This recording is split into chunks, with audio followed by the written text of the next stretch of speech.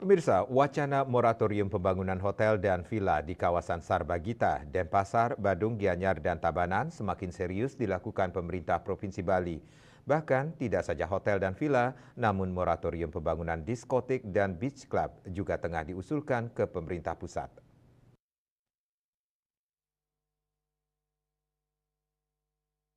Bali ingin menata ulang sektor pariwisata Bali yang dinilai perlu diarahkan ke arah yang lebih berkualitas.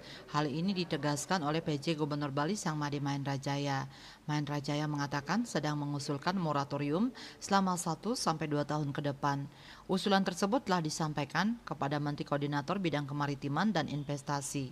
Langkah ini diambil untuk menata ulang sektor pariwisata Bali yang dinilai perlu diarahkan ke arah yang lebih berkualitas. Di samping juga untuk mengatasi sejumlah masalah seperti alih fungsi lahan dan penjualan minuman keras yang tidak terkontrol di warung-warung kecil. Moratorium ini juga mendapat dukungan dari Ketua Himpunan Pengusaha Muda Indonesia HIPMI Bali, Agung Bagus Pratik Salinggi. Ia menjelaskan bahwa pembangunan villa-villa khususnya yang dikelola oleh pengembang asing seringkali tidak memberikan kontribusi optimal kepada pendapatan daerah Bali.